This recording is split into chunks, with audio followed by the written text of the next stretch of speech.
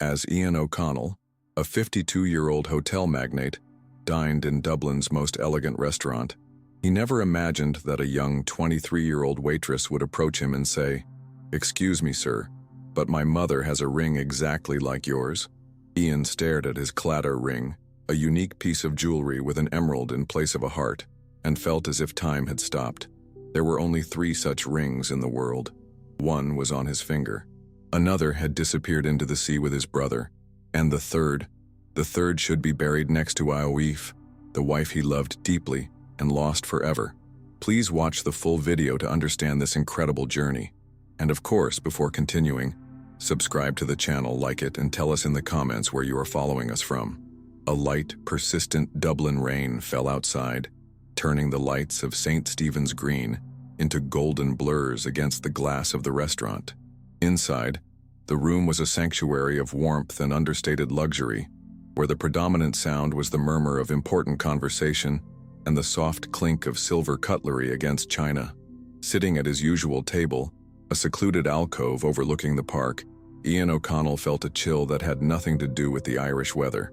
At 52, he was a titan of the hotel industry, a man whose life was a tapestry of success, power, and wealth. Yet amid the comforts of his own empire, he was a king exiled to his own castle, haunted by a loneliness that had become his most constant companion.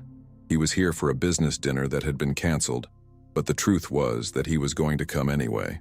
The restaurant was his refuge, a place where routine and formality protected him from the chaos of his own memories. On his left hand rested the ring. It was not an ostentatious piece of jewelry, but it was an object of immeasurable power and pain. A clatter ring, the Irish symbol of love, loyalty, and friendship, but with a twist that made it unique. Instead of the traditional heart, there was a small emerald, cut in the shape of a heart, so deep a green that it seemed to contain the very soul of Ireland. His grandfather had commissioned 3 identical rings in 1950, one for each of his sons. One of them now rested on Ian's finger, inherited from his father. The second had been lost forever in the icy waters of the Irish Sea, along with his younger brother Liam, in a tragic storm years ago. And the third, he had placed on the finger of his wife Aoif, on the day she was buried 5 years ago, a final act to seal their love for eternity. The ring on his hand was a constant reminder that he was the last of his line, a lone guardian of a family legacy marked by tragedy. He took a sip of his whiskey, the warmth of the liquid running down his throat but failing to reach the ice in his chest. He stared at the empty chair across from him, the seat that had belonged to Off. 5 years ago, a cold, impersonal police report had ended his world. A car crash on a slippery road in County Wicklow. Instant death. He had never seen the body. He had been told it was best not to, that the fire had left everything unrecognizable. He clung to logic, to facts, as he always did in his dealings. There was a burned-out car. There was a report. There was a funeral. But his heart, an irrational, stubborn part of him, never quite accepted it.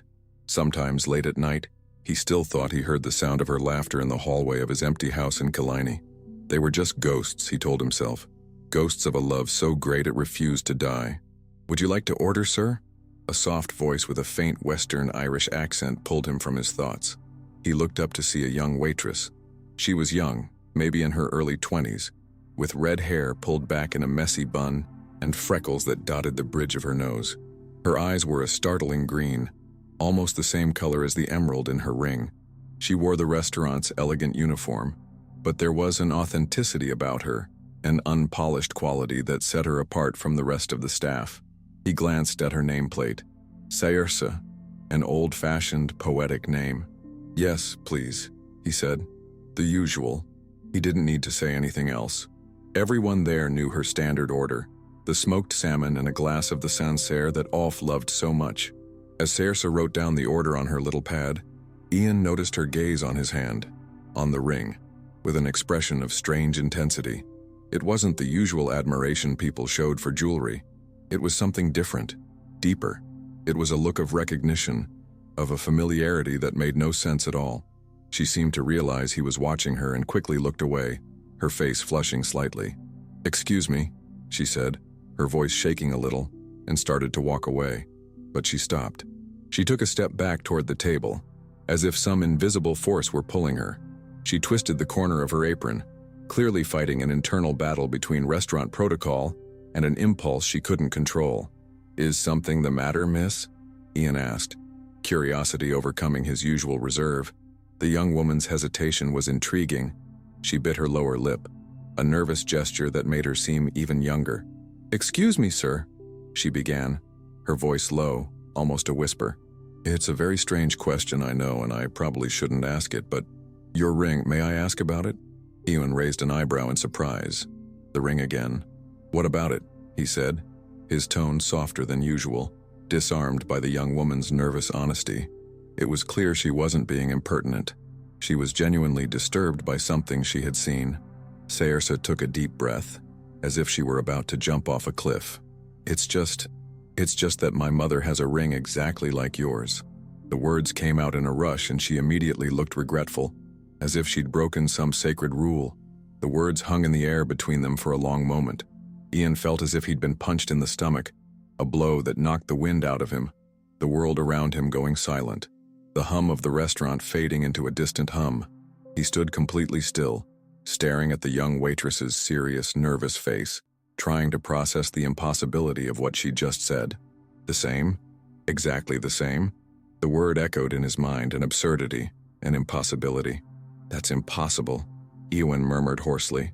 The denial was automatic, a reflex to protect the sanctity of his memories, the finality of his grief. "This ring is unique, a family piece. Only 2 others were ever made." He felt foolish explaining this to a waitress, but her certainty had shaken him to the core. "I know it sounds crazy, sir," Saoirse said, wringing her hands, "but when I saw your ring, my heart nearly stopped. It's exactly the same as my mother's. She never takes it off. She's worn it on her finger for as long as I can remember. It's the only piece of jewelry she's ever owned." Her insistence, the sincerity in her green eyes began to chip away at Ian's wall of skepticism. Ian's heart began to beat wildly, a frantic drum in his chest. He ran the facts through his mind, the way a businessman runs through numbers, searching for a mistake. 3 rings. His own, his brother Liam's at the bottom of the ocean, and Awif's in a coffin beneath the Irish earth. Or not. An insane idea, a possibility so monstrous he tried to push it away, began to form in the depths of his mind.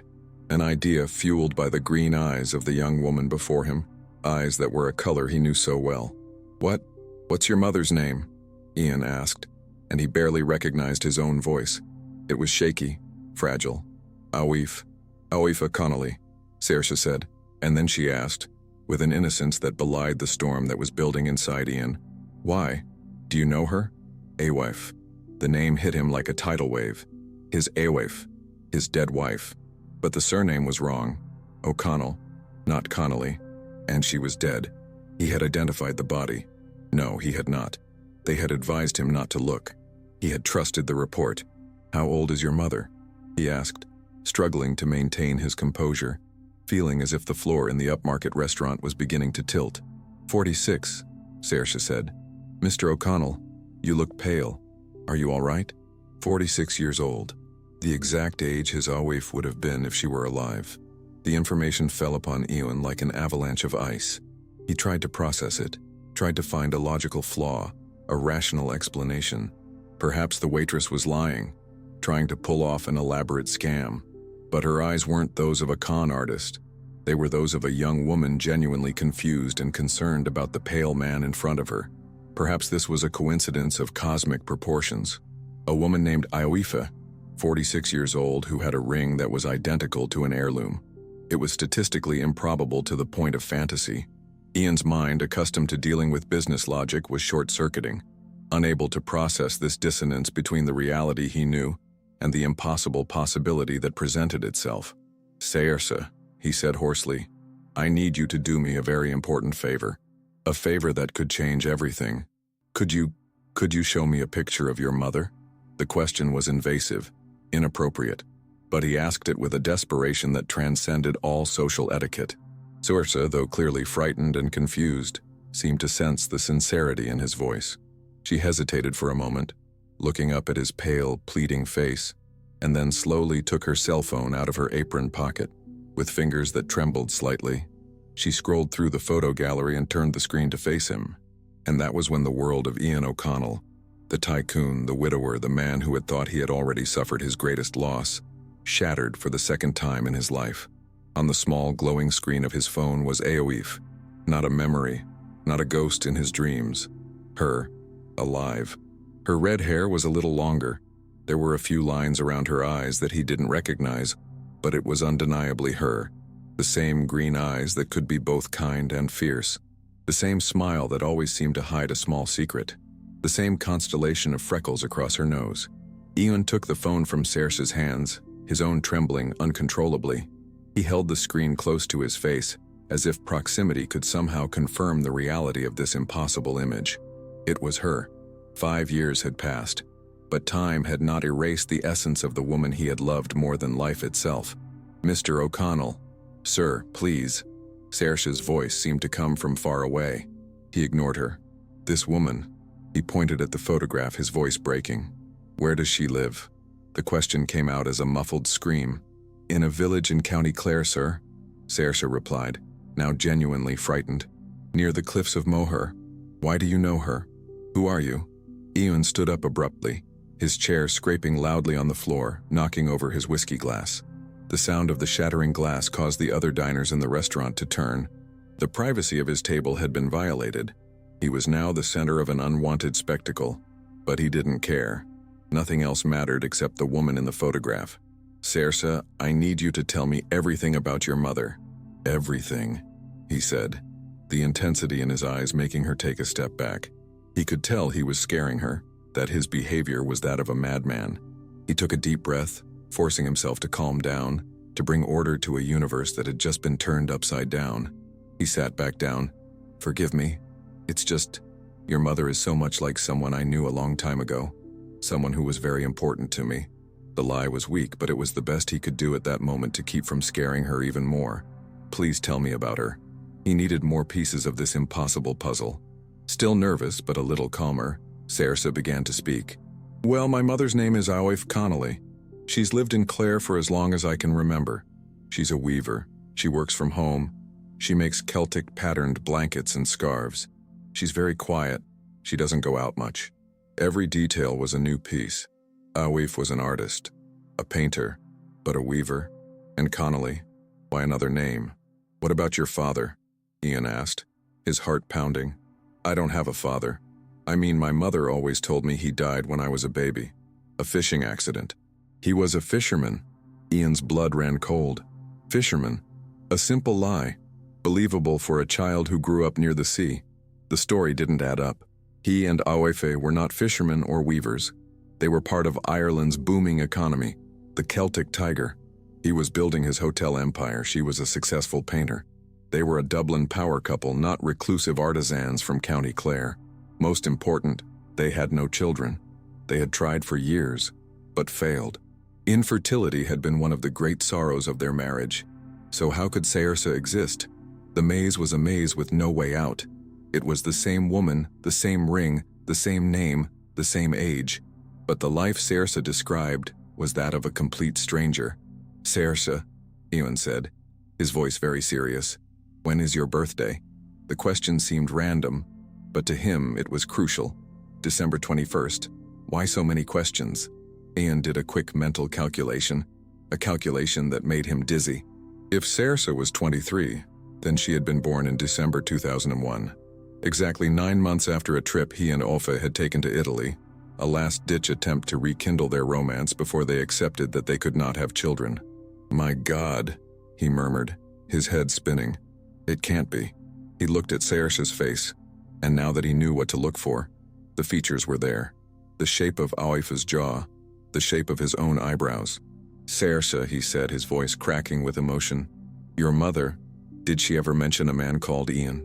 The girl frowned, searching her memories. "No. I mean, sometimes when she looks out to sea, she whispers a name that sounds like it. Ian. She always says it's the name of the wind, and it makes her sad."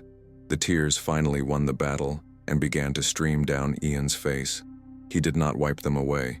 Off was alive, and if his suspicions, if the impossible mathematics were correct, then this young woman in front of him, This waitress with the green eyes and the nervous air was his daughter. The daughter he had never known existed. "I have to see your mother," Ian said, standing up again, this time with cold determination. "Right now." "But sir, it's 10 o'clock at night, and Claire is 3 hours away." "I don't care," he said. He took his wallet from his pocket and placed a wad of €100 notes on the table. "This is for your help. 2,000 euros. Just come with me. I need you to take me to her." Sophia looked at the money, and then at Ewan's desperate face.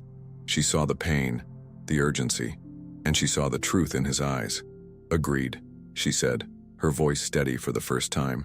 "But if we find out you're mad, I'll call the Garda." Ian smiled, a real smile, the first in 5 years. "If I'm mad, you can call whoever you want." Ewan's Audi was cutting through the night on the motorway towards Clare, its powerful engine a low, steady hum. Inside the car, the silence was an almost physical entity, much heavier than the leather of the seats. Saoirse sat in the passenger seat, her body tense, staring at the lights that blurred past in the darkness. Her mind was a whirlwind of questions and fears. The man beside her, this powerful, desperate stranger, was claiming to be her father, a ghost come back to life. The story was so absurd, so cinematic, that part of her wanted to laugh, wanted to accuse him of madness. But another part, the part that saw the genuine pain in his eyes, the way his hands shook as he held his phone, knew something deep and terribly real was happening. She glanced at him sideways. He didn't look like a madman. He looked like a man who had encountered a ghost in broad daylight. Ian kept his eyes fixed on the road, but his mind was miles and years away. He replayed the information, trying to find a flaw, a logical explanation. Awif, his Awif, was alive. For 5 years he had lived a widower's grief, visiting an empty grave, celebrating anniversaries of a death that had never happened. The betrayal of that lie was an open wound. But beneath the anger was a current of hope so overwhelming it almost made him gasp for air. And Saoirse, his daughter, a young woman of 23 with her mother's eyes and his eyebrows, a lifetime he had lost, moments that could never be recaptured. The first step, the first day of school, every birthday. He was not just a deceived widower, he was a father who had been robbed of his fatherhood. "Can you explain to me what's really going on?" Saoirse's voice broke the silence, sounding small inside the luxury car. Ian took a deep breath, trying to organize the chaos in his mind into a coherent narrative. 5 years ago, he began, his voice hoarse. "My wife Awif died in a car accident, or so I've been told. The car caught fire. Her body was unrecognizable. There was a funeral. There was a burial." He paused, the pain of those memories still very real.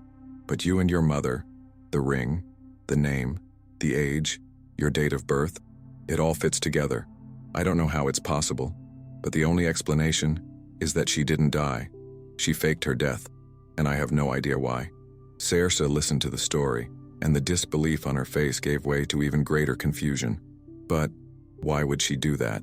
Why would my mother fake her own death and hide me from you for my whole life?"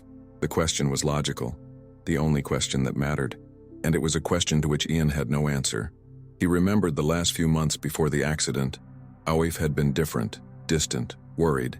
He had put it down to stress, to little arguments they had had. He had never suspected she was planning an escape. He had thought they were happy.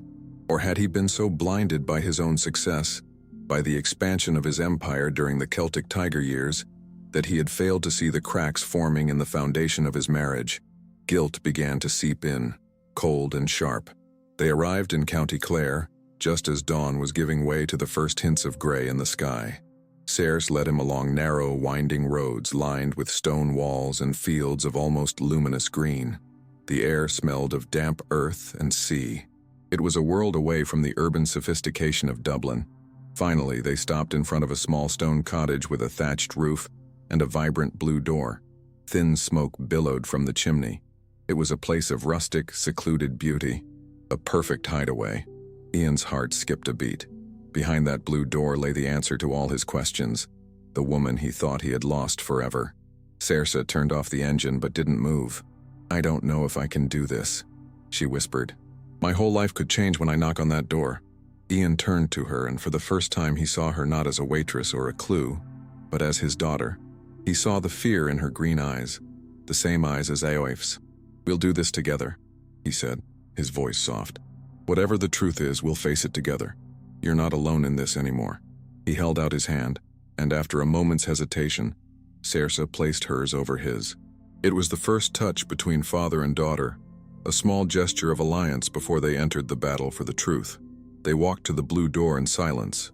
Saoirse raised her hand to knock, but hesitated. Eowyn, seeing her hesitation, knocked for her. The sound of the knock on the wood echoed in the morning silence. After a moment that seemed an eternity, they heard the sound of footsteps inside. The lock turned, and the door opened. And there, in the doorway, stood Eowyn. Her red hair, now streaked with silver, was longer. There were lines on her face that had not been there before, but it was her, unmistakably her. She looked at Saoirse, confused. "Darling, what are you doing here so early?"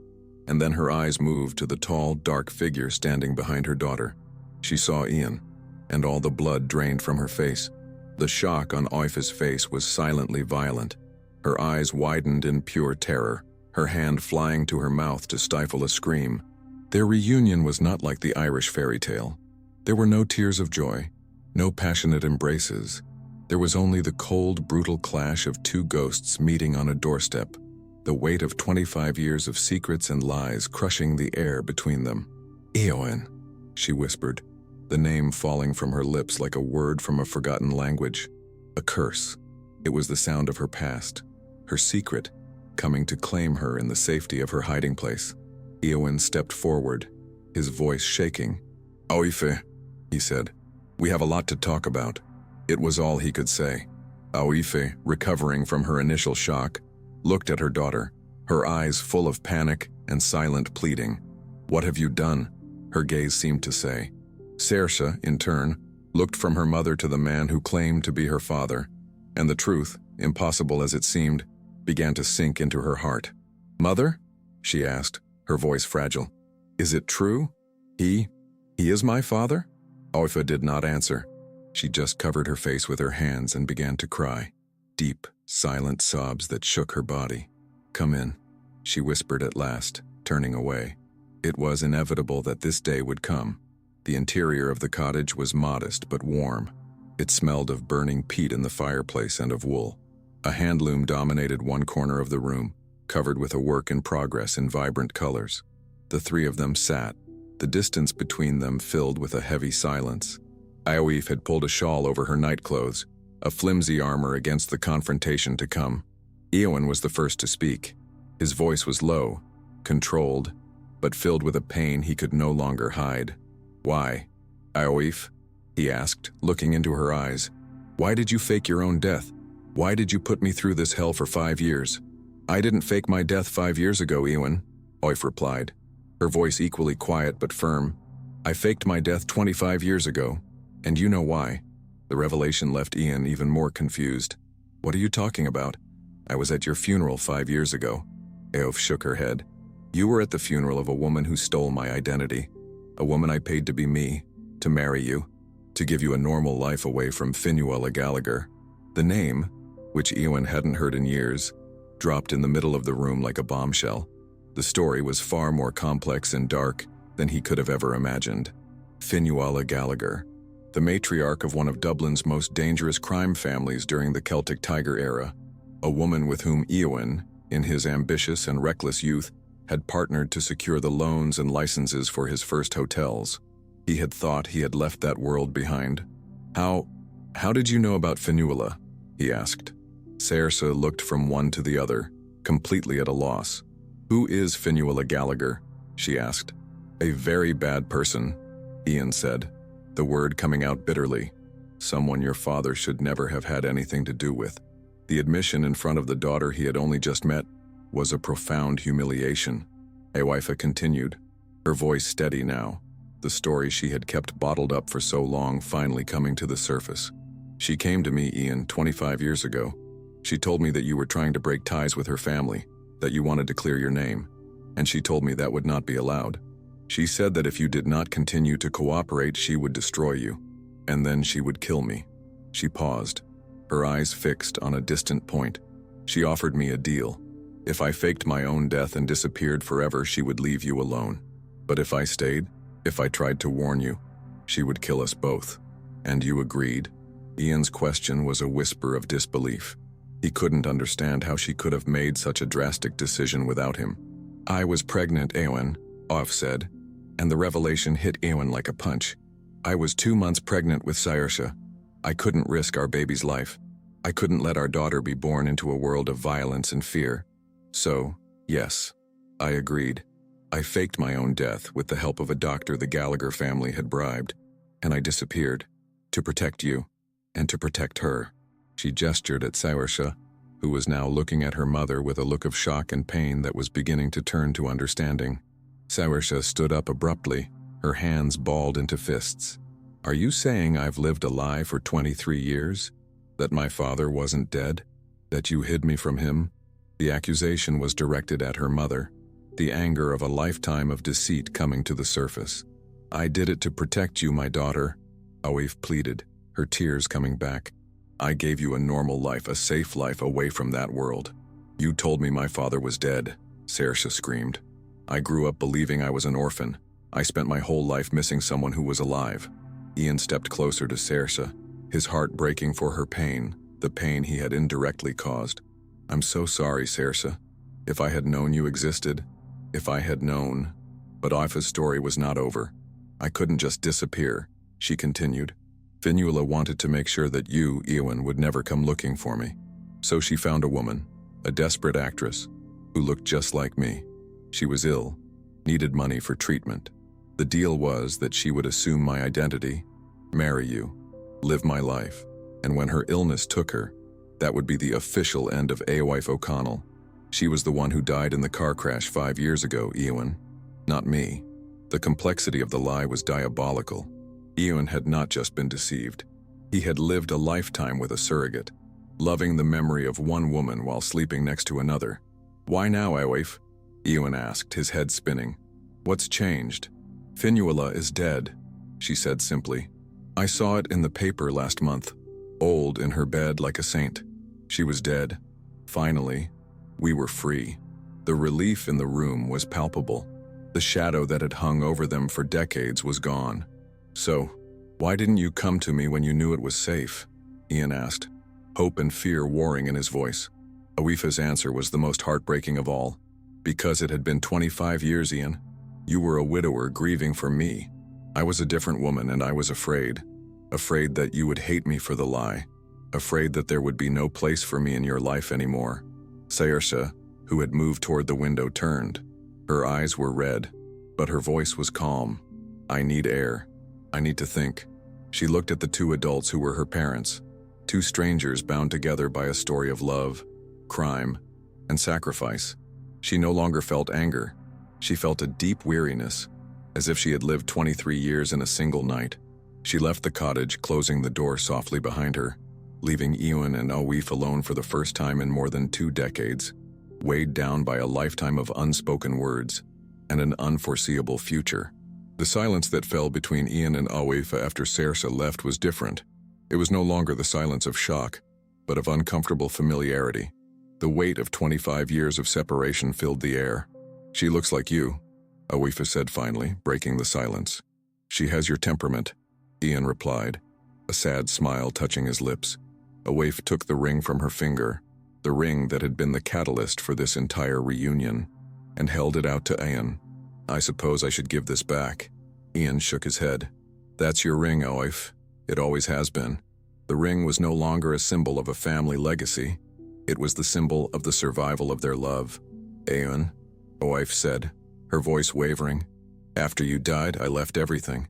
All the dirty dealings, I sold my share, walked away from that life. I just wanted to be a man worthy of the memory I had of you. The confession surprised Oaif. He had not continued on the path that had led her away. That makes me happy, she said, her voice soft. Oaif, he continued, I know many years have passed. I know we are not the same anymore. But do you think we could try to get to know each other again? The question hung in the air, fragile and hopeful. I don't know, Ian. We are not those young men in our 20s anymore. Maybe that is good, he said. Maybe now we can build something better, something real. The cottage door opened again. It was Saoirse. She had been crying, but her face was calm now, determined. "I've been thinking," she said, looking at them both, "and I've decided. I want to meet my father, but there are conditions." Ian nodded, his heart pounding. "Whatever you want.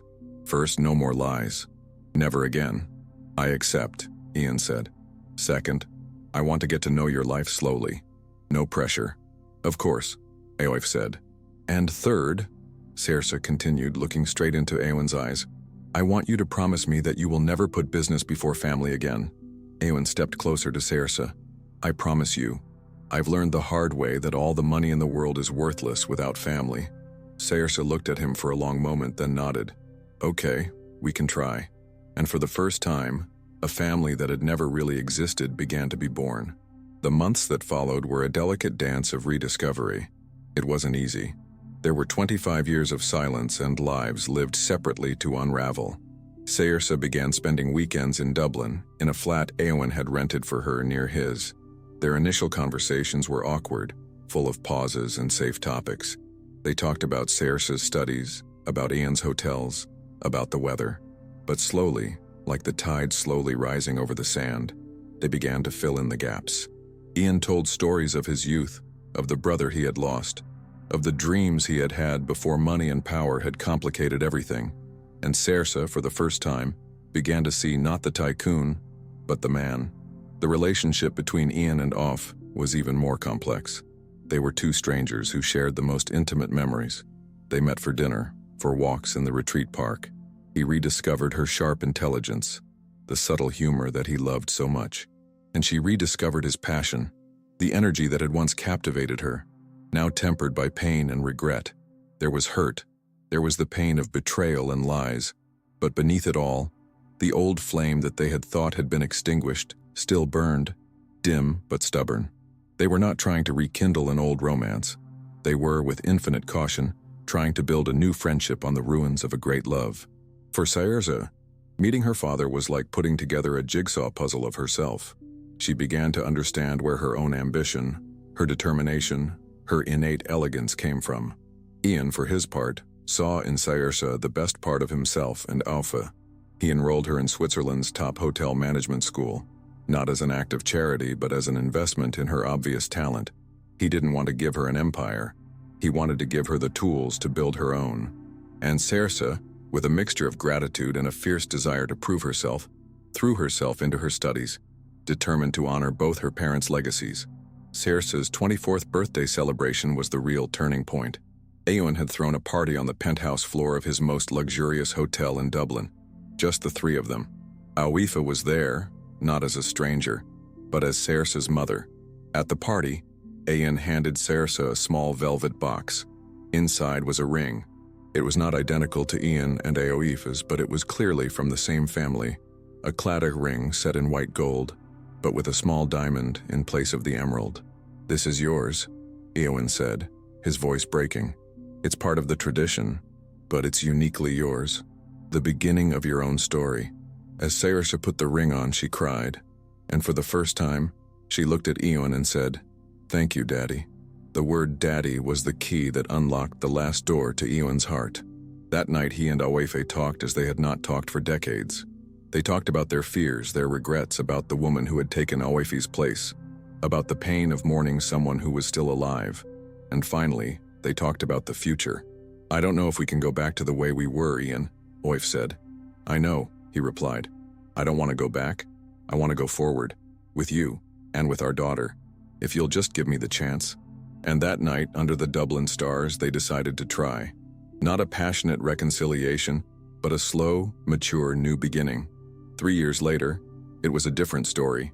Ian and Aoife were married again, in a small, intimate ceremony on the cliffs of Moher. Saoirse, now a successful young hotel manager, was the maid of honor, giving her mother away at the altar. Eowyn had changed dramatically. He had sold most of his hotel empire and set up a foundation, run by Aoife, that helped families separated by tragic circumstances, turning his own grief into purpose. He kept just 2 hotels, enough to live comfortably, and to allow Saoirse to build her own career in the business. The man who had once lived for his business now lived for the family he had nearly lost. One warm evening, the 3 of them were eating dinner on the veranda of the cottage they had bought together in County Clare. Saoirse raised her wineglass. "Do you know the strangest thing about all this?" she said. "What?" they asked in unison. "It's that this all started because I recognized a ring. If I hadn't been working in that restaurant that day, if I hadn't seen Dad's ring, we might never have met." Ian took Awif and Saoirse's hands. "Fate has mysterious ways of bringing families together," he said. Awif smiled. "Sometimes the most precious things are found when we stop looking." And Saoirse added, "And sometimes happy endings come when we least expect them." Their story has become a silent legend, a testament to the fact that true love can survive decades of separation, that families can rebuild themselves even after the most painful lies, and that sometimes miracles come disguised as coincidences in fancy restaurants. Ian, Awif, and Saoirse's journey was not about wealth or power, but about discovering that true heritage lies not in rings or empires, but in the unbreakable bonds that bind a family together. They learned the hard way that time may create distance, but it cannot erase love. Ian, the man who lived in a world of certainty, learned to embrace uncertainty. He learned that life is not a spreadsheet to be controlled, but a story to be lived, with all its unexpected twists and turns. Awif, the woman who lived in fear, learned to forgive, not just Eowyn but herself for the sacrifices she made. And Saoirse, the girl who grew up with a father-shaped hole in her heart, learned that families are not always born perfect, but can be built, piece by piece with patience, forgiveness, and an endless supply of love. Years later, Ian and Awif became grandparents. Saoirse's daughter, a girl with her grandmother's red hair and her grandfather's green eyes, grew up hearing the incredible story of how one ring brought her family together. It was her favorite story, an Irish fairy tale that proved that even in the darkest of times, a ray of hope can shine in the most unexpected ways. The three rings, now symbols of 3 generations, told a story not of loss, but of reunion, of resilience, and the redemptive power of a second chance. The biggest change in Ewan was the most subtle. He learned to listen. Once a man of monologues, of giving orders and expecting obedience, he became a man of conversation. He listened to Awif's stories of the years they had spent apart, not with guilt, but with empathy. He listened to Saoirse's dreams and fears, not as a boss, but as a father. He discovered that the most important communication happened not in boardrooms, but at the dinner table, on walks along cliffs, in moments of shared silence. The loss of 25 years had taught him to cherish every second of the present. Awif, meanwhile, found new strength. The woman who had lived in the shadows, fearful of being exposed, became a public figure through her foundation. She used her own story of pain to help others, transforming her sacrifice into a legacy of hope. She was no longer defined by the lie she was forced to live, but by the truth she chose to build. She proved that resilience is not just about surviving, but about rising from the ashes, using one's own wounds as a source of strength and compassion for others. Saoirse, the bridge between two worlds, became the heart of their new family. She navigated the complexities of meeting a father and rediscovering a mother with a maturity and grace that surprised everyone. She did not allow the bitterness of the past to poison the promise of the future. Instead, she became the keeper of their story, the one who reminded everyone of the preciousness of their second chance. She was living proof that even from seeds planted in secret and watered with tears, the most beautiful of flowers can grow. Their story became a kind of private legend, a family inside joke. "If it weren't for your curiosity, we'd still be worlds apart," Ian would tell Saoirse. "If it weren't for your flashy ring, I never would have had the courage to speak up," she would laugh. The ring, once a symbol of legacy and loss, had become a symbol of connection, of a miraculous coincidence that changed the course of 3 lives. It was a constant reminder that the smallest details can have the grandest consequences. In her work with the foundation, Awif met many other families who had been torn apart by tragic circumstances, and she shared her own story, not the details of crime and deceit, but the essence of reunion. She spoke of the importance of forgiveness, the difficulty of rebuilding trust, the need for patience. She became a beacon of hope for others who thought their families were lost forever. She taught them that as long as there is love, no matter how buried, there is always the possibility of a new beginning. Ewan sold the empire he had worked so hard to build, only to realize that it had imprisoned him. He swapped the boardroom for long walks in the countryside with Awif. He swapped private jets for road trips with Saoirse, exploring corners of Ireland they had never seen together. He discovered that true freedom lay not in having it all, but in needing nothing but the people he loved. His life became smaller in scale, but infinitely larger in meaning. Saoirse's relationship with her mother was also transformed. Her initial anger gave way to a deep admiration for the sacrifice Awif had made. She understood that her mother had not robbed her of a father. She had given her a life, and this understanding healed the last of her wounds. They became not just mother and daughter, but best friends, confidants, two women united by an extraordinary story and a love that had overcome fear and separation.